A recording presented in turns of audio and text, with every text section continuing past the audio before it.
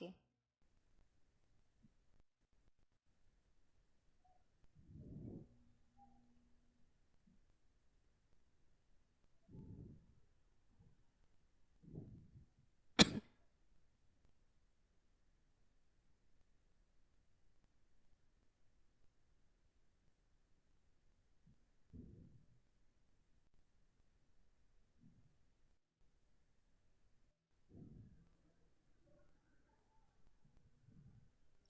Oh man.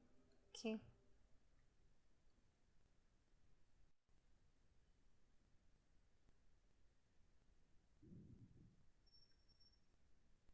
Okay. So almost there. I was thinking about OM's contribution to society. We're done with this naman di ay.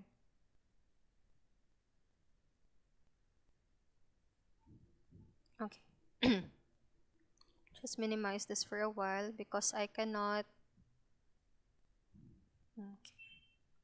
So we're now on part 5 of chapter 1, which is OM or Operations Management of Service and Manufacturing Organization. So under this topic class, now we're going to understand the importance of service now, why service is much more prominent compared to manufacturing, what is the service nature, and the effect of service nature on OM or operational management activities. So initially, operations management concepts focus almost entirely on manufacturing. As you can see, di ba, when we talk about processing inputs into outputs, it's always about, you know, manufacturing did siya nga kung ano. It comes to your mind, it's all about production, manufacturing siya tanan.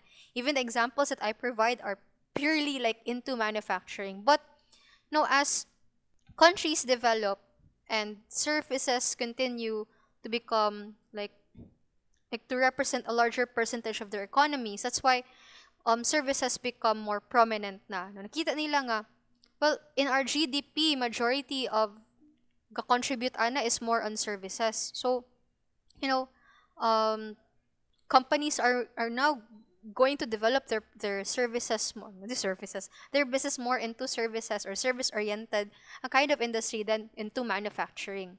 Now, less than 20% of all jobs are in manufacturing and they are now slowly declining. And almost 80% of the jobs are in the service sector.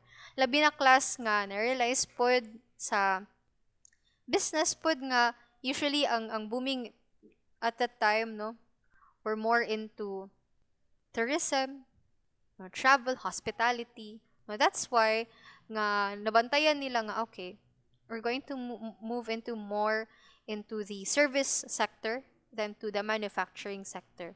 So nearly half of all jobs are in services. Okay. So if we're going to look at how big of an impact services are to the GDP of a certain country, makita nimo diri class nga in both industrialized and lesser developed countries. Industrialized countries, those are kanang mga ano, mga superpower countries, no, dako kay sila og kanang contributions to the world economy.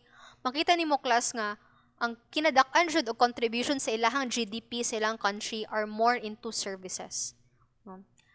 And tanan mo, United States 80% of their GDP ang ga-contribute ana services. United Kingdom 73%, France 70%, Canada 66%, Japan 63%. And then in lesser developed countries that are not like the United States, even countries like Brazil, Thailand, Peru, India, and Ghana are moving towards services na because in their GDP, most of their contributors, like even half of that, are from services. Kung asa man gikan ngano dako man kay contribution ang services sa GDP, ma'am, again you have tourism. Tourism is a service-oriented industry, and it's one of the leading contributors to the economy. But di na to na siya kuan class. Mabito na si Duterte, he even said nga we have to put all our efforts into developing tourism. Sustainable tourism jud ang iyahang kuan class gi-stress out ni President Duterte because it's a huge contributor. Dako jud kay siya daghag infrastructures nga ma-build because of tourism. Dako kaayo og kanang daghan kay mga job opportunities because of tourism. And usually in tourism, purely services ra jud siya. No, wala jud kay makita nga manufacturing when it comes to tourism, no? Because our products, our services in tourism, dapat ang ang consumer or ang tourist pa ang moadto sa ato ang destination in order to consume our services. Okay? So dili siya para sa manufacturing nga we can just package it in a box and then we ship it. No, it's not like that. Per actually class ning decline biya ang service industry. Well, nga may uban nga ning develop siya into hybrid. Yung tag hybrid gani class nga they can offer um ko ano kanang like delivery or both virtual and face to face no nga services. Like you see psychologists or psychiatrists that can conduct sessions online and face to face sessions. Those are hybrid kind of services. Napay uban nga purely online. So ning ana no but ning decline sila because of the pandemic. Ang ning saka noon is more on the manufacturing because of online selling ana ba. But before the pre-pandemic days, pagsugod og 2000s class or nito ning slowly og rise ang services compared to industry to the manufacturing and farming. So sa una no 1850s taas pa jud kay na ang into farming, agriculture, even in the industrial age no rely on like factories. But now we don't rely on that for our GDP. No, we have a lot muna tourism industry, hospitality industry, transportation, okay, daghan no, education. Those are kinds of services.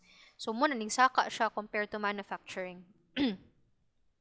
Mot na ron nga mas na-develop na itong mga tourism destinations, tourism services like atong accommodation, transportation, ancillary services na to sa tourism industry mas na-develop siya mo nang mas tingsaka pa jud ang service industry.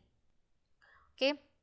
Now, let's try to look at the percentage of manufacturing versus service when it comes to employment in percentage. So, in the year 1945, 79% was into manufacturing and 21% of the employees were into services. As the years go by, you don't need to read everything. As the years go by, makita dyan ni mo class nga ning slowly na siya og decline sa 1980s, 1985, hangtod nabot sa 2000s nga majority na or kadaghanan nga naa sa service, na mga empleyado are into service while less na into manufacturing.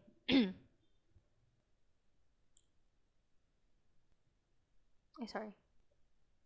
So this is also one of the growth in services in the United States. So ang growth nila no sa employees ning saka from 59 in 1950s 59.1% paabot sa 2000 sa imong 80.5%, while employees in the goods producing sector from 40.9% ning naog siya into 19.5% na lang. And ngano man na siya? Well, it's not only because of the tourism industry class. Even in our education, you are taught several skills. Not just vocational skills, but several like necessary skills for you to be able to land a job in management. You can manage a business or work in a bank, which is more on services, diba? Not goods producing, but more on services. Or you are going to be trained as doctors, teachers, business consultants, lawyers, psychiatrists, psychologists, no? Those are more into services. So, ang training na inyong makuha as ga-evolve, ga-improve, no? Wala na siya more into preparing you for like vocational courses like or into deploying you into working in a factory, but now you're into the service sector. So maski asa ka doctors, lawyers, teachers, hoteliers, restaurateurs, those who work in restaurants. So mas ning increase ang mga tao nga ga-work sa service sector.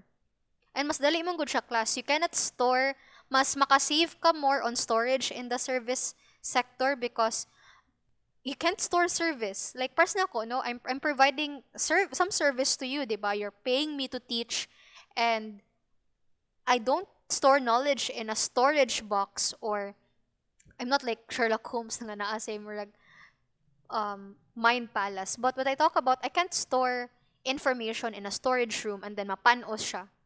No, dili man na yung ana. No, the service that you provide can either only improve or decline, but you cannot store it. So you can save a lot on services. That's why other people would move into services kay makasave sila on storage, and it's easy. No, it's difficult to measure or to evaluate its quality, but kuan siya kanang dali ra siya i-train ang mga tao, dili mapanos or dali ma-dispose ang service. Either you can just train people to improve their service, or ko ano, dili mo sila i-train para mumaot ilang kind of service, pero dili siya para sa goods nga na ay expiration date, or kung non-perishable ba siya, um, mawala ang iyang quality kay person ng table, no? Hindot pa siya pag-una, pero in the next few years, ang iyang quality mumaot na. Or for example, like the photocopier machine.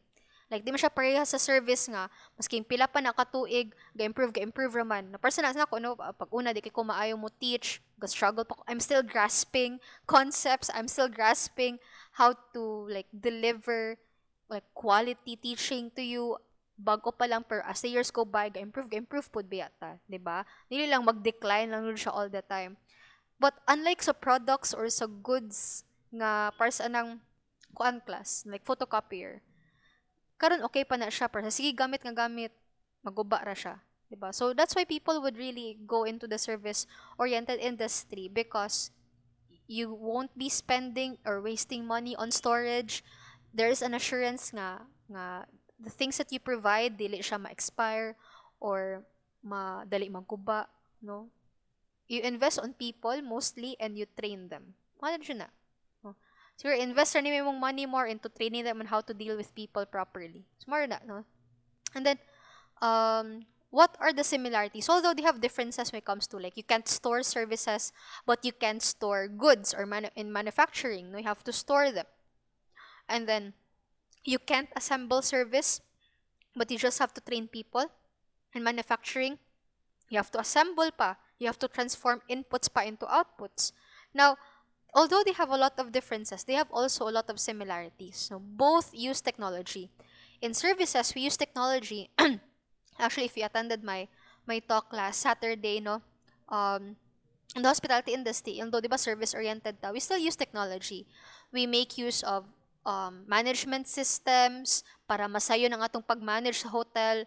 We make use of like digital nga pag-store og information, so that kung mo reserve ta og room ni guest na natanan sa tong database, like we still use technology in service. Or even gani kanang mag-take orders class, di ba? Mag-take orders, that's some form of service, but you use like your tablet na to take orders, no? So in service, you use technology. In manufacturing, it's still the same, no? You see factories there nga make use sila of like robots, no, kay to assemble products, or you see kanang systems as well nga i-type nimo pila ka buk quantity ang i-produce niya, and then automatic then i-produce na niya, di ba? So in both manufacturing and service, they both use technology. Both have quality, productivity, and response issues. Okay? Ang ISO class, or International Standard Organization, they both have set of standards nga i-measure ang quality for product or service. Okay? Companies class, either kani siya nga company are more into selling products like Coca-Cola, Johnson & Johnson's, Unilever, o companies like hotels, no? Company ng hotels, no? Like kanang parsanang chains of hotels like Hilton or Sheraton or Ritz-Carlton, no? Or Marriott. So kana sila class, they are both different kinds of companies, di ba? More into products and manufacturing, si Unilever, Johnson & Johnson, pero si like Marriott, si Sheraton, si Ritz-Carlton, they are more into service, but both of them has to apply for an ISO certification, which mura po na siya kuan ba nga kani sila ni agi sila og like quality test and then kapasar siya. Okay?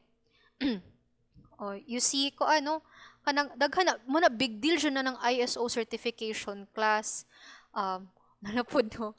It's not again political agenda no. Pero again no, big deal siya ng gitudloan ta mo ani. Ang ISO certification is a big deal. Schools need to even apply for this.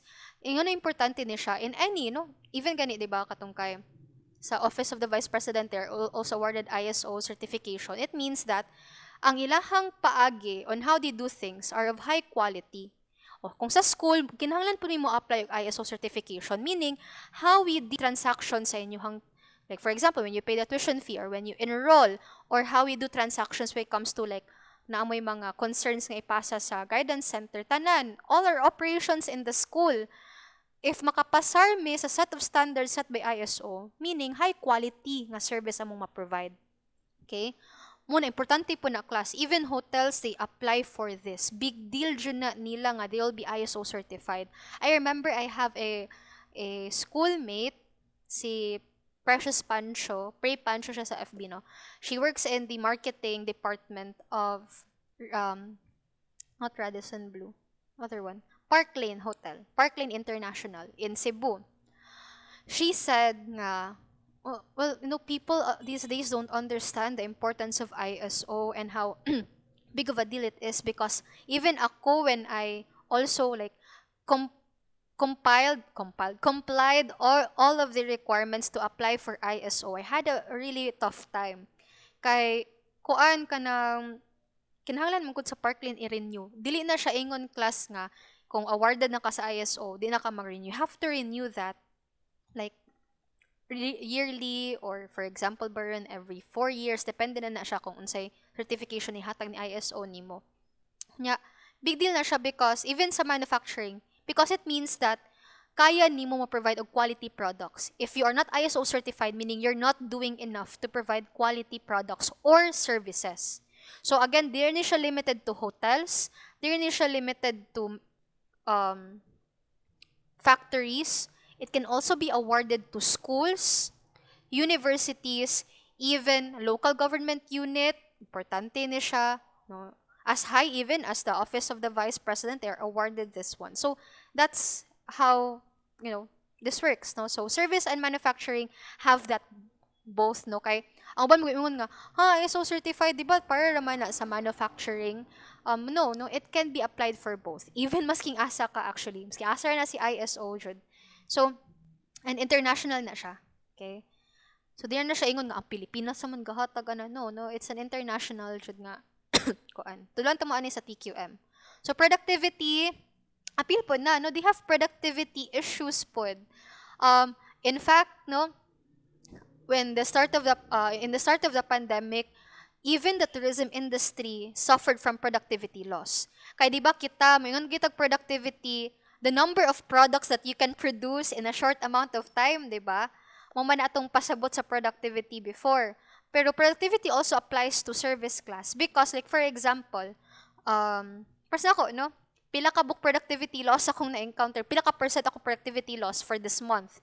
Kay supposedly, like atong face-to-face, no? Makahimo ko reports, makapass ko grades, syllabus, at least 80% akong productivity face-to-face. Kaya na ko tanan, no? Juggle tanan. But because of the pandemic, I have struggles with internet, with my resources, remote working, kay work from home is not conducive. So, I suffered at least 50% productivity loss. I was not productive as I was sa una.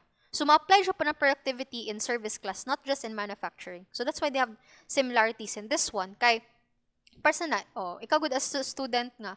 So, una ma'am, face-to-face mo, makapass jud ko og at least, kanang makahimo jud kog 5 assignments ma'am within a week. Like, makapass jud ko on time. Karon ma'am, ka nag-pandemic, nyo online class na, like, grabe, masking usa ka assignment, maglisod ko pass on time. That's productivity loss. No? And it's not product nga imong gi-produce, but the kind of work that you entail into finishing. Like, kung mayroon kong na-accomplish nga work ron. So, I'm not productive today. Or less akong productivity ron. Suffered from productivity loss. And response issues. Okay? All must forecast demand. So, di ba, not only manufacturing but service as well. Like, na-jud mo yung demand. Like, Mabitaw ga-exist na ang manufacturing and services kay naay tao nga ang ginahanglan ana. In manufacturing, well, there is people nga willing mo buy og face mask because a necessity. It's a necessity. There's a demand. So mo manufacture kag daghan kaayo og face mask. In service, there's a demand for food delivery service because we can't go out. We have to stay at home, diba? So both of them have forecast demand, no? Nga needed ilahang products and services. Each will have capacity, layout, and location issues. Ko di ba ma'am ang sa manufacturing dapat na layout kung asa dire ang pag-start sa asa dire ang store ang raw materials, asa i-process ang raw materials into products, asa siya i-conduct for quality testing, o asa siya i-package.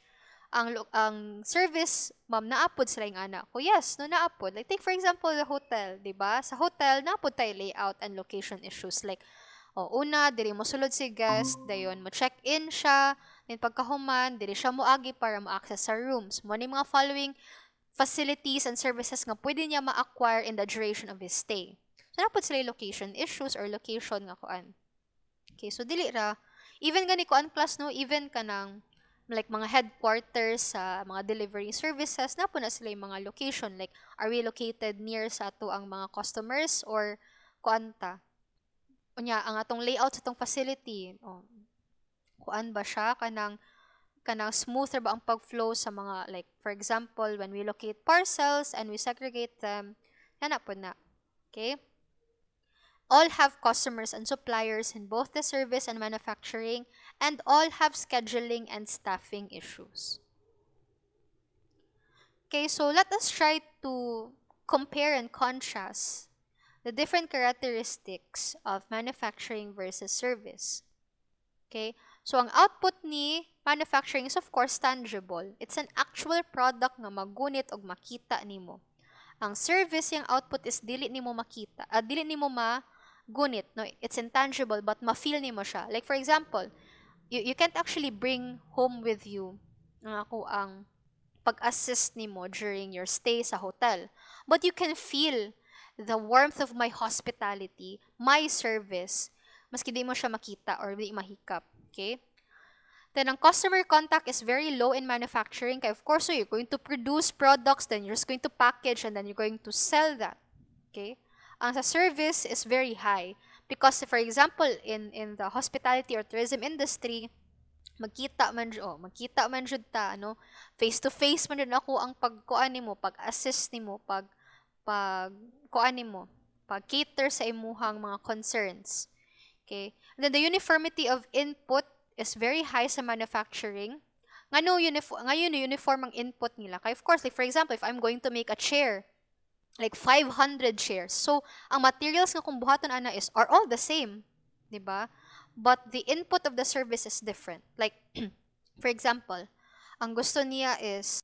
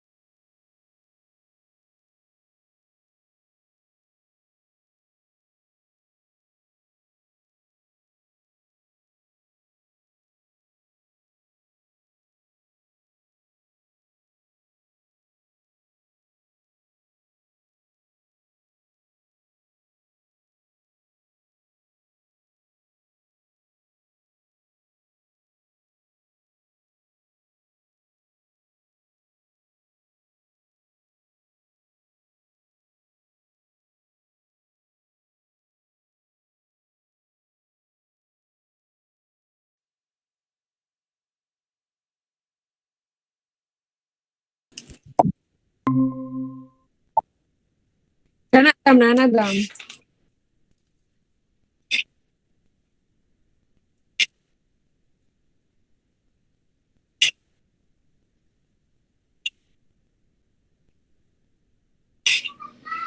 Kalitra man on dam sa whole ano dam.